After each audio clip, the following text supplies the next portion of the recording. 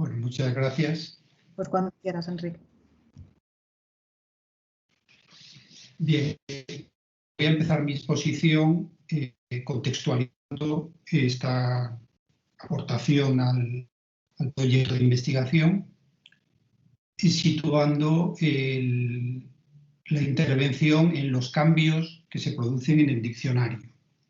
La Real Academia Española publica el diccionario de la lengua desde el comienzo del siglo XVIII, introducción en sucesivas ediciones, introduciendo en ellas adiciones, supresiones y enmiendas. Estas adiciones, supresiones y enmiendas han estado determinadas por cambios en la lengua, justificados por cambios que se producían en la sociedad. Además de estos cambios lingüísticos como consecuencia de cambios sociales, las adiciones, supresiones y enmiendas también tienen que ver con el avance de la técnica lexicográfica. Afectan, como se indica aquí, afectan a la macroestructura y a la microestructura, y dentro de los cambios que podemos enumerar tanto en el ámbito de la macroestructura como de la microestructura, pues me voy a fijar yo en lo que acontece a propósito de la eliminación de la marca de arcaísmo. Junto a estos cambios, entonces, junto a estos cambios de macroestructura y microestructura, acontecen otros que tienen que ver con la eliminación de la marca de arcaísmo en las ediciones décima, undécima y duodécima. Luego justificaré por qué me he fijado también en la edición décima. Esta situación, esta tendencia o esta pretensión de la supresión de la marca de arcaísmo responde a una consideración que planteo como hipótesis que puedo afirmar o puedo enunciar de la siguiente manera. La supresión de la marca de arcaísmo es el resultado de un movimiento a favor del léxico arcaico, de su recuperación, que hunde sus raíces en los debates entre puristas, clasicistas e innovadores y en el deseo de prestigiar la lengua por la vía de conservar el pasado y mantener la tradición. Se les retira la marca, como afirma Manuel Seco, se les retira la marca no porque hubiesen dejado de ser arcaicos, sino porque se tenía por deseable rehabilitarlos en su uso. Al examen de este hecho de supresión de la marca de arcaísmo se dedica esta exposición, y para ello se examina el pensamiento académico reflejado en los prólogos del diccionario, se extraen voces que experimentan este cambio y se analiza su oportunidad, se ofrecen las ideas lingüísticas que determinan esta actuación y se concluye que la supresión de la marca de arcaísmo responde no solo al deseo de rehabilitar voces, sino también de corregir una marcación inadecuada. A propósito de esto, justifico la atención en estas ediciones que se inician en 1852 por un hecho sencillo, y es la mención que aparece en los prólogos de estas tres ediciones que aparecen aquí, la mención que se hace expresa de pretensión de supresión de marca.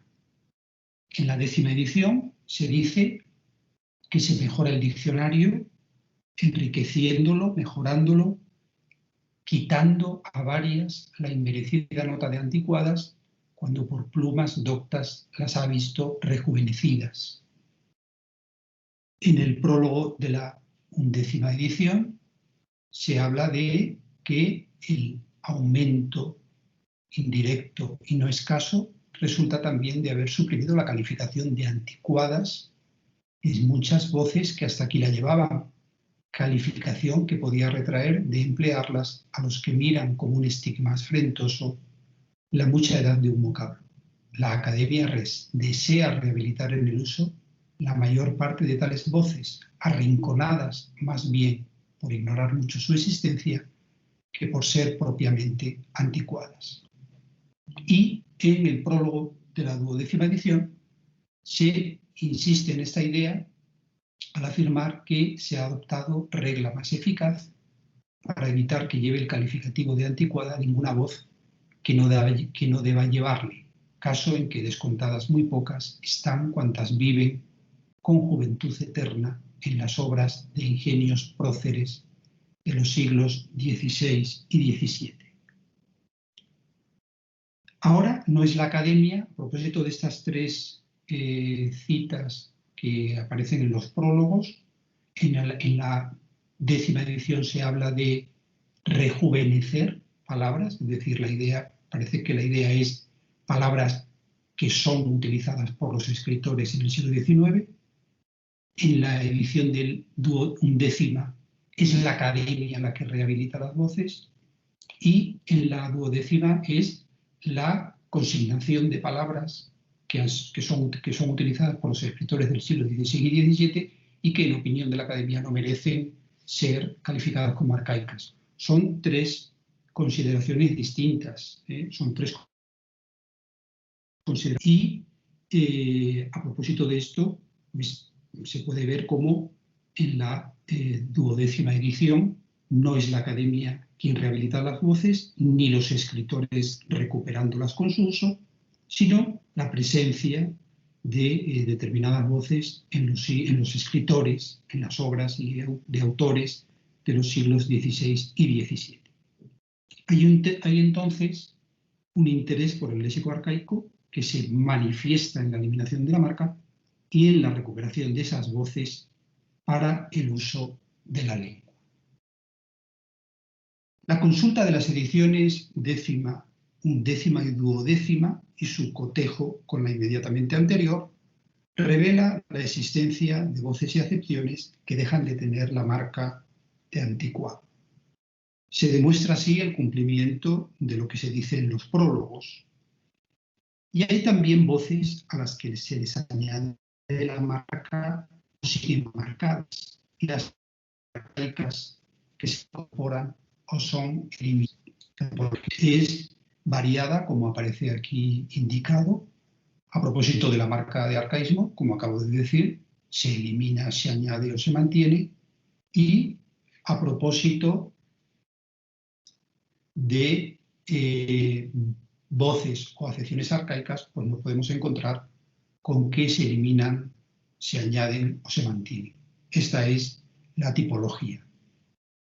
En este trabajo, como el objetivo de esta exposición es analizar la eliminación de la marca de arcaísmo en estas tres ediciones, se atenderá a estos aspectos que aparecen aquí, a examinar a qué palabras y acepciones se les quitó la marca, a comparar que dejan de tenerla con las que continúan teniéndola, a indagar en las razones que llevaron a la Academia a la eliminación y que se manifiestan en el deseo de recuperación y rehabilitación.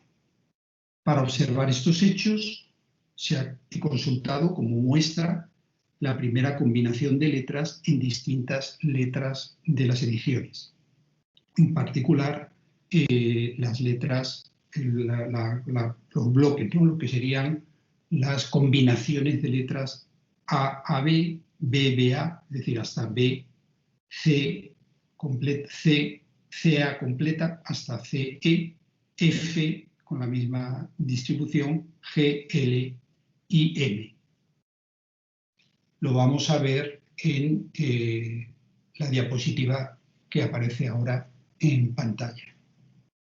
En el primer bloque, como he dicho, es el cotejo de estas letras, la primera combinación de letras de A, de la B, de la C, de la F, G, L y M en las distintas ediciones.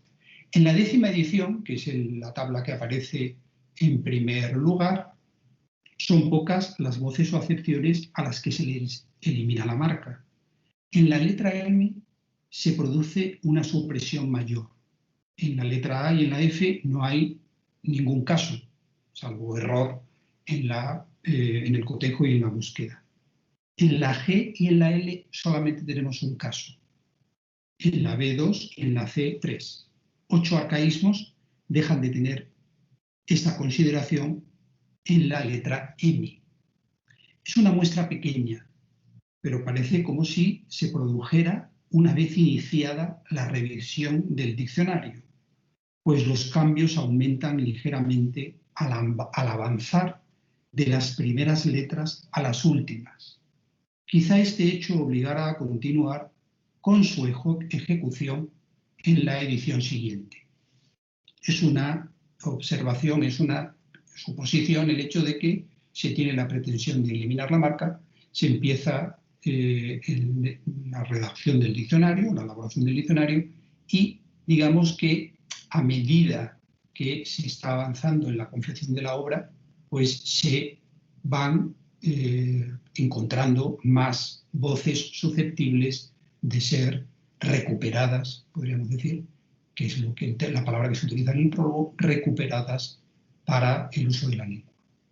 La siguiente tabla que aparece a continuación es la que tenemos en la 11ª edición. 11ª edición. Los ejemplos revelan en la 11ª edición que la exhumación de arcaísmos se incrementa. En todas las letras hay casos de supresión de marca y su número es mayor que en la edición anterior. Destacan los ejemplos de la letra D con 10 o la C con 9, la F, G y M con 5. En esta edición era más fácil cumplir con el precepto de recuperación de arcaísmos, de rehabilitación, porque era la academia quien determinaba el cambio, no los escritores con sus textos.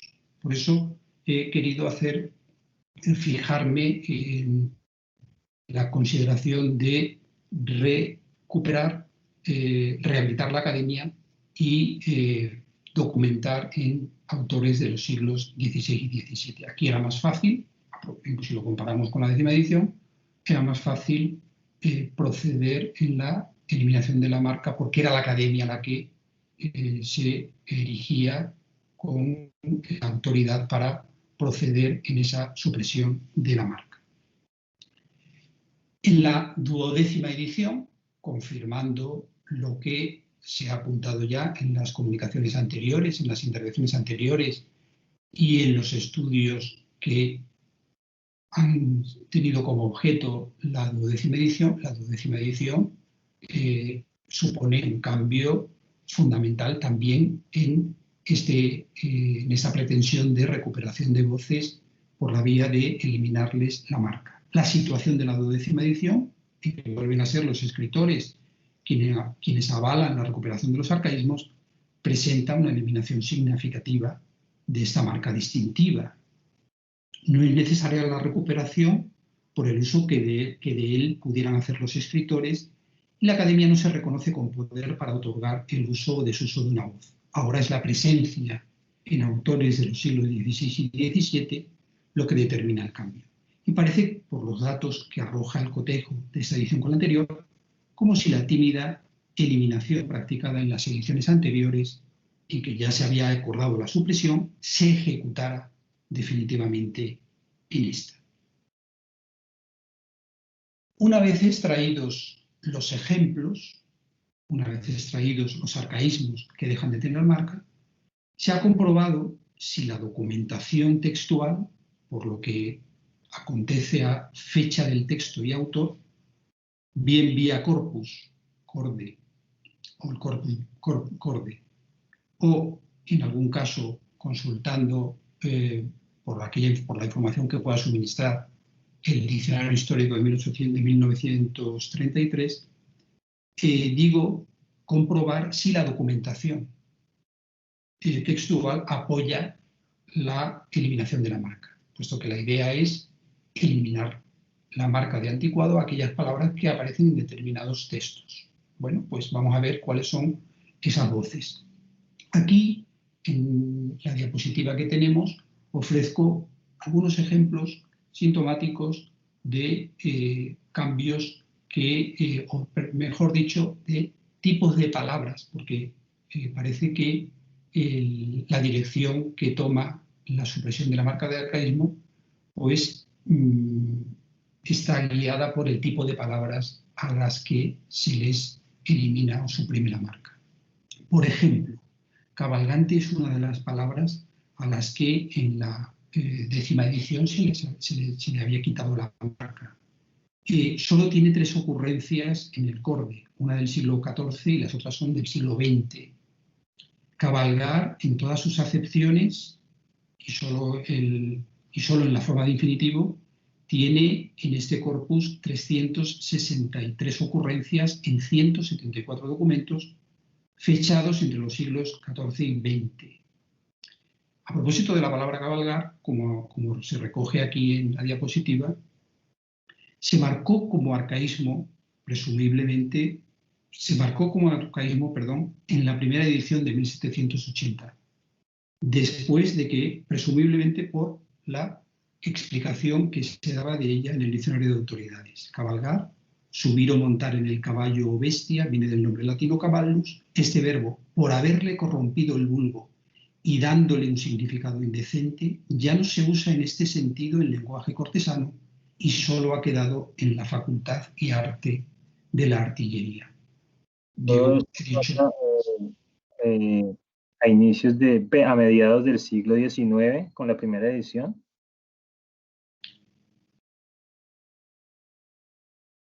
He dicho que a propósito de la presencia de esta palabra en el diccionario de autoridades, con esta explicación que acabamos de leer aquí, esto justifica la inserción de la marca de anticuado.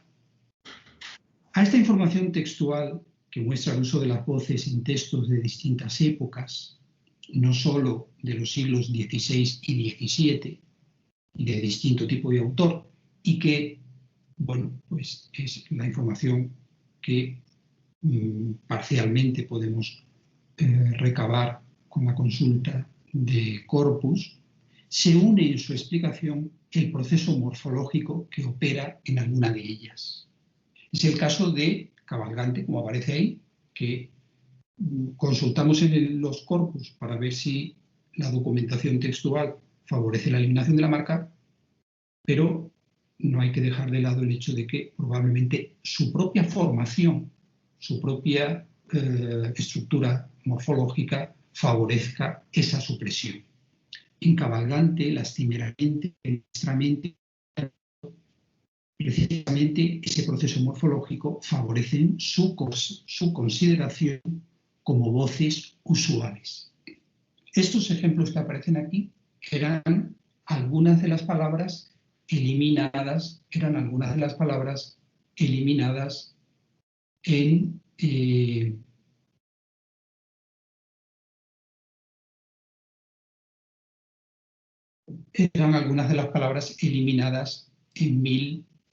1852.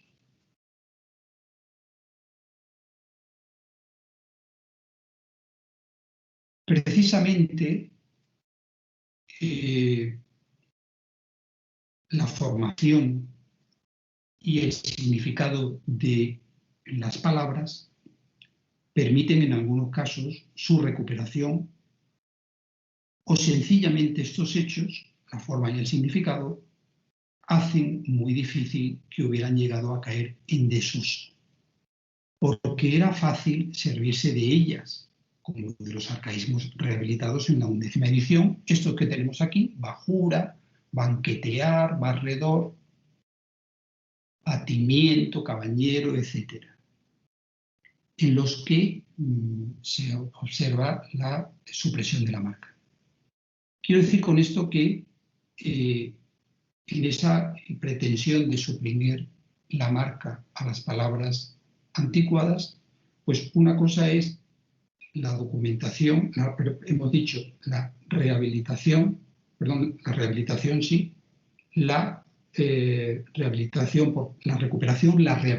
por parte de la academia y la documentación textual. Al lado de la documentación textual, la propia forma de las palabras favorecen esa supresión o eliminación de la marca. Los ejemplos bajura que a barredor parecen mostrarlo.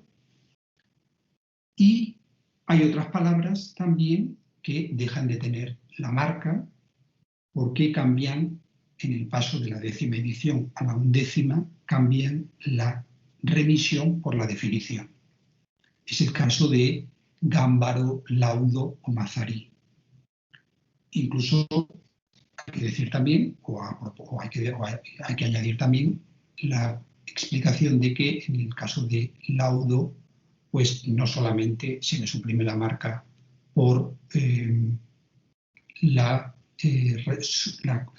conversión de remisión a definición, sino por el hecho de que Laudo pues, era un tecnicismo. Y esto permite introducir otra consideración interesante, y es que muchas veces podemos encontrarnos palabras que están marcadas como arcaicas, no ya tanto por su carácter anticuado, como por su poco uso.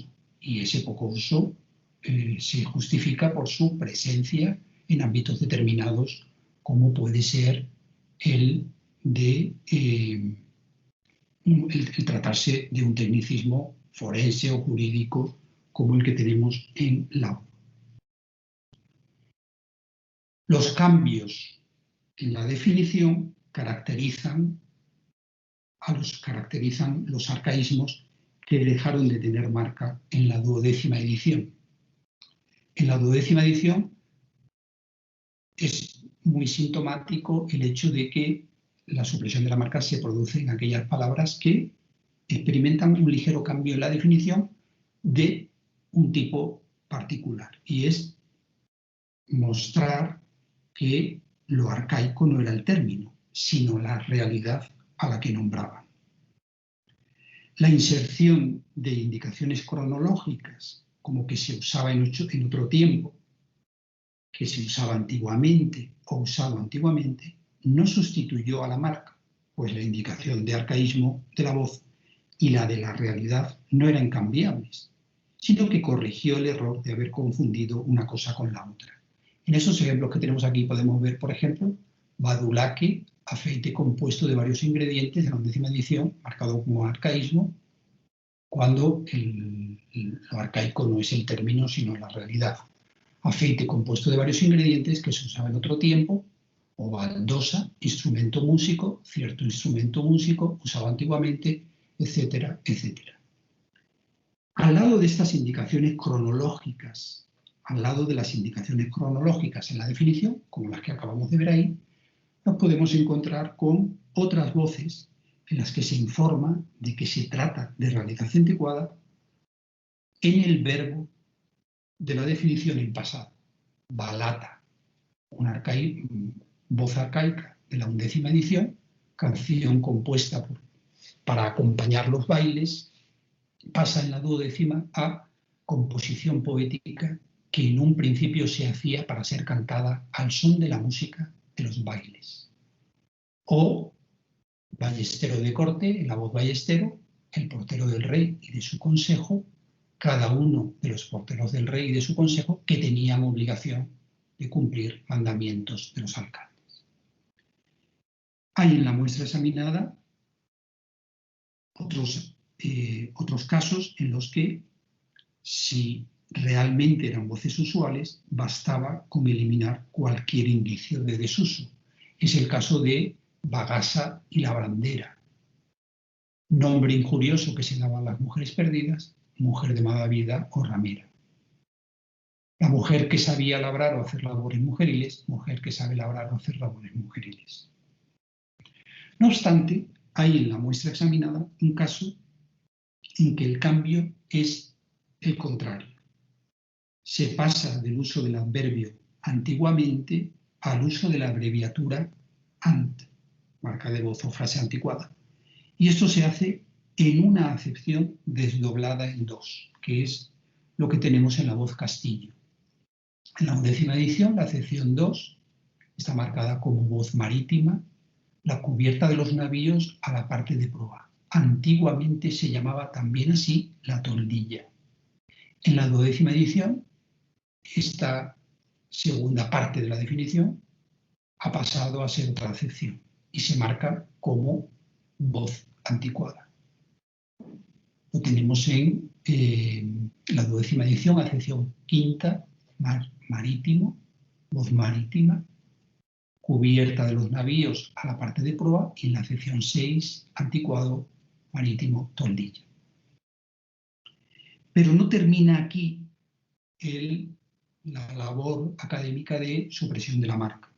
Digo, no termina aquí, y podemos efectivamente compartir esta idea en el hecho de que a lo largo de las ediciones sucesivas podemos encontrarnos ejemplos en los que la marca se elimina en ediciones incluso relativamente recientes.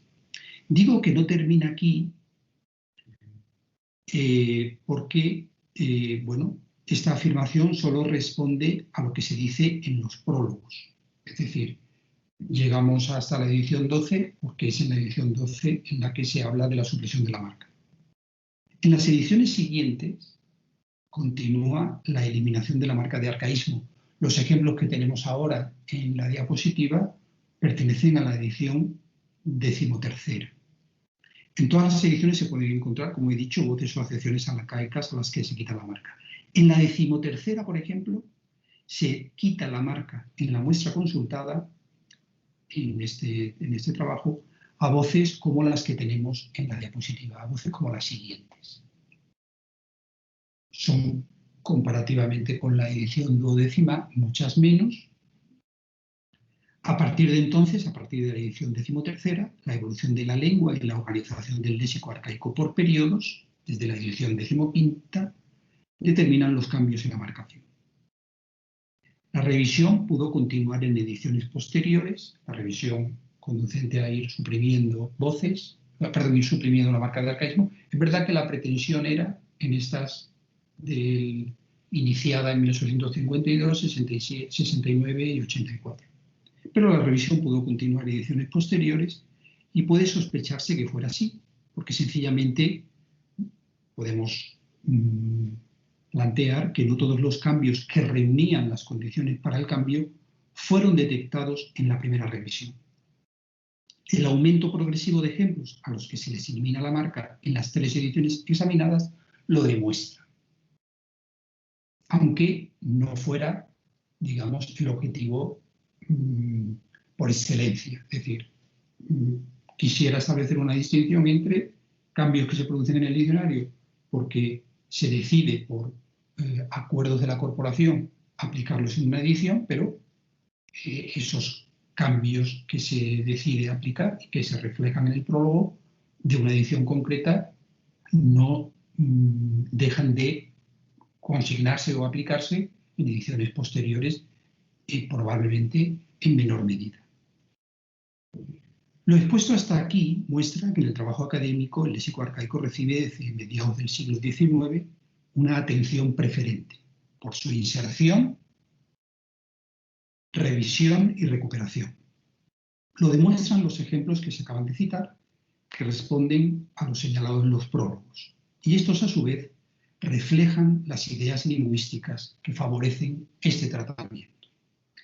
Claro que si estas son las razones para su inserción y mantenimiento, la recuperación se produce además de para cumplir con estos objetivos, para revertir una situación que no debería haberse producido. Desde el siglo XVIII, los autores vienen reclamando la presencia del léxico del pasado en el diccionario e instando a su recuperación. La rehabilitación de las voces anticuadas se había fijado como tarea en los estatutos de la corporación aprobados en 1848, 4 años antes de la publicación de la 10ª edición. Aquí tenemos el fragmento citado por Clavería y Frais. El principal objeto de este cuerpo literario, como ya lo muestra el lema que lo distingue, es depurar el habla castellana de las palabras y locuciones que puedan afearla y fijar el verdadero significado de las que deban conservarse y adoptarse ya como nuevas, ya como rejuvenecidas. En 1853, la comisión encargada de los trabajos del diccionario presenta una regla que haya de seguirse para la adopción de palabras anticuadas. Es un acta del 7 de diciembre de 1853 que recoge y explica Clavería en 2010, su estudio de 2016. En esa regla que haya de seguirse para la adopción de palabras anticuadas, se dice que ninguna de las voces del lenguaje general, por antigua que sea, deje de incluirse en el diccionario, excepto aquellas que solo en alguna letra se diferencian de las hoy usuales como ome, dende, aquellas que se habían eliminado en la edición de 1822, y que el calificar o no de anticuadas a las que están más o menos en desuso quede al juicio de cada individuo, que podrá rectificar la comparación si lo cree necesario a la hora de debatir las inserciones en el diccionario. Se ve entonces que se instaba a la corporación, se instaba a la incorporación y mantenimiento de arcaísmos y se dejaba en manos de los redactores la decisión de poner o no la correspondiente marca diacrónica. Los académicos participan de este interés por el léxico arcaico. Lo hace Segovia, quien advierte de la conveniencia de que aparezcan estas voces sin marca. A esta decisión se refiere el marqués de Molins en su memoria sobre los trabajos de la 11ª edición, y como Segovia y Molins se les ha de quitar la marca, es la idea que mantiene la corporación, es la idea que mantiene la corporación porque es la que defienden los académicos, se les ha de quitar la marca porque no la deben tener y así podrán volver al uso en la lengua. Era la idea también que tenía Javier de Quinto, manifestada unos años antes, y Juan Valera, que recuerda que la Academia considera que la lengua debe conservar su índole propia y castiza y no debe desfigurarse con giros exóticos y ridículas novedades. Antes recomienda a los escritores el estudio de nuestros admirables poetas y prosistas de los siglos XVI y XVII, en quienes no puede ver ni ve nada de anticuado. Monlau también participa de las ideas de estos autores, pero a diferencia de ellos ofrece citas y ejemplos, a propósito de ese discurso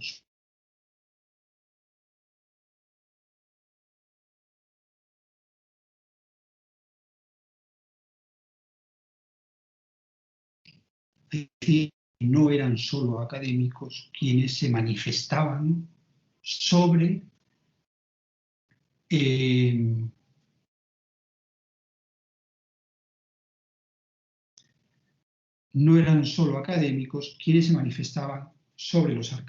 los arcaísmos. Fuera de la academia se alzan voces para mejorar su tratamiento, bien con la rehabilitación o bien con una adecuada caracterización. Lo primero lo defiende Castro y Orozco, Manuel Castro y Orozco, escritor granadino, autor de uno de los primeros artículos teóricos sobre el arcaísmo lingüístico. Aboga porque la rehabilitación de palabras arcaicas sirva para frenar a los neologismos, sobre todo si son foráneos. Los arcaísmos de una lengua, dice, vienen a ser muchas veces un tesoro malamente dilapidado y con más frecuencia aún joyas enmohecidas que pueden recobrar todavía su transparencia y esplendor. Con mayor conato aún parece que debiera intentarse la rehabilitación del vocablo menos usado si usurpaba su puesto otro que sobre ser de origen impuro no se acomodase naturalmente a las leyes de nuestra armonía. Esa idea de rehabilitación en Castro y Orozco y la adecuada marcación, que es lo novedoso y lo que diferencia a los autores citados ahora de los anteriores. Los arcaísmos responden a una tipología y en ella puede encontrarse el antecedente, o mejor el origen, de la distinción por periodos que la Academia aplicará más tarde, a partir de 1925. Cuervo, en el siglo XIX, Cuervo es quien participa de esa idea y hace una propuesta para su adecuada marcación, fijando los arcaísmos en relaciones a la 11ª edición. Estaba en el ambiente la atención al léxico anticuado que se movía entre el interés y la preocupación por el tratamiento. Los autores se manifiestan a favor de su presencia en el diccionario y de la eliminación de cualquier marca que impida su uso y recuperación. La academia participa también de esta idea y lo refleja en el diccionario. Esta atención al léxico arcaico se enmarca además en una corriente de recuperación y conservación del léxico del pasado que se manifiesta en la publicación de repertorios de arcaísmos y con arcaísmos en el siglo XIX. No surge de pronto la reflexión a que se sometió el léxico arcaico para decidir acerca de su presencia o no en el diccionario y su adecuada caracterización, pues en los siglos XVI y XVII hay muestra de interés por conservar el léxico anticuado, pues se publican recopilaciones de vocablos antiguos extraídos de los textos, primero para explicar esos textos y después para conservar esas voces. Estas referencias que aparecen aquí, pues en definitiva lo que hacen es mostrar el interés por el léxico arcaico, primero por recopilarlo y después en la academia por rehabilitarlo. Será en el siglo XIX cuando el número de estas publicaciones, ya que aparecen citadas algunas, estas publicaciones, glosarios y diccionarios, aumente. A todas estas publicaciones hay que añadir el nuevo Diccionario de la Lengua Castellana de Vicente Salvá, de 1846, por la atención preferente a las voces anticuadas, algunas de las cuales, presumiblemente por estar en ese diccionario, luego pasaron al diccionario académico. La propia Corporación Académica propuso en el plan adoptado para sus tareas literarias de 1859 un diccionario de arcaísmos, concretado 2 años más tarde en el proyecto de un diccionario de voces y frases anticuadas de la lengua castellana que nunca llegó a ver la luz. Insisto entonces en que, como consecuencia de una tradición de recuperación del léxico arcaico en glosarios y en vocabularios y en lexicógrafos no académicos como Salvá, que registran un gran número de palabras arcaicas, la academia también aumenta el corpus de voces arcaicas.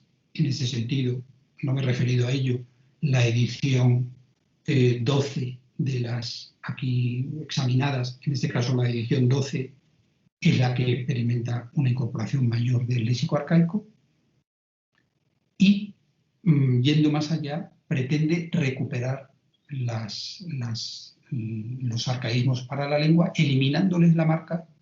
¿Y eliminándoles la marca por qué? Bueno, pues porque no deberían haberse marcado, una posibilidad, una consideración, otra, aparecen en autores de renombre y presentan unas características formales que favorecen su recuperación. A propósito de lo expuesto hasta aquí, para finalizar unas conclusiones, el léxico arcaico y su recuperación sirven de contrapeso al léxico neológico. Evidentemente, en todas estas manifestaciones a favor del léxico arcaico y de su recuperación, lo que se encuentra motivando esa pretensión es hacer frente al léxico neológico, que desde mediados del siglo XIX experimenta un importante aumento en la lengua y por ese motivo se reclama la presencia de los arcaísmos en el diccionario y su rehabilitación. En las 3 ediciones se suprime la marca de arcaísmo y en las posteriores continúa esta labor de recuperación. Se sigue eliminando la marca, se enmienda la definición, poniendo el verbo en pasado o haciendo uso de la formulación y efecto, que favorece la supresión de dicha marca, y hay cambios de revisión por definición y de definición por revisión para, vamos a decir, actualizar el vocabulario. Precisamente en los casos de revisión y de definición, la morfología desempeña un papel fundamental porque liga la base con los derivados Y de ese modo hay arcaísmos reinterpretados como formas resultantes de un proceso de formación de palabra que facilita que dejen de ser considerados voces en desuso. Todavía hoy pueden encontrarse en el diccionario casos de recuperación de arcaísmo por medio de estos recursos. Muchas gracias. Muchísimas gracias, Enrique, por esta exposición tan exhaustiva. Y bueno, vuelvo otra vez a dar paso a quien quiera hacer alguna pregunta o quiera plantear alguna cuestión.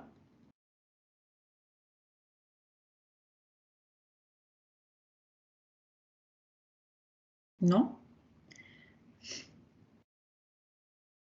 Bueno, yo quiero decir que me ha parecido muy interesante la exposición, Enrique, y quería comentar que me ha parecido curioso y que normalmente el diccionario es el que refleja los usos que se hacen de las voces en la sociedad, y parece, por las indicaciones que has mostrado en pantalla del prólogo, que es la academia en esta edición la que quiere incentivar el uso de ciertas voces, de estas voces que están marcadas como anticuadas. Me ha parecido, la verdad, que muy curioso, porque en la actualidad, ya no en el 19, pero en la actualidad es un debate, ¿no?, que está abierto, que es que el diccionario es el que refleja los usos que hacemos de las palabras en la sociedad. Me ha parecido muy interesante, sobre todo, esta cuestión. Sí, muchas gracias, Natalia.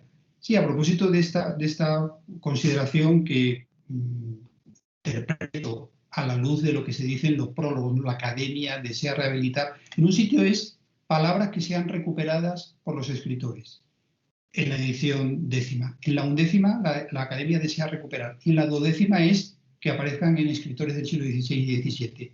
Y aquí, a propósito de lo que tú planteas ahora, con la vista puesta en la actualidad, es la pregunta de si hay intervención o no por parte de la academia en el uso de la lengua. Intervención, hay intervención o hay, digamos, recomendación, ¿no? Recomendación. Y la idea de la academia desea rehabilitar. ¿Por qué se eliminan las palabras? ¿Por qué se elimina la marca de arcaísmo a palabras que entonces la tenían? Porque se pretende recuperarlas al uso. Recuperarlas al uso porque son palabras que gozan de una tradición literaria y porque al mismo tiempo servían para hacer frente a los neologismos que en el siglo XIX estaban empezando a entrar en la lengua y a colarse, podríamos decir, en el diccionario. Sí, me ha parecido muy, muy interesante esta cuestión. Gracias, Enrique.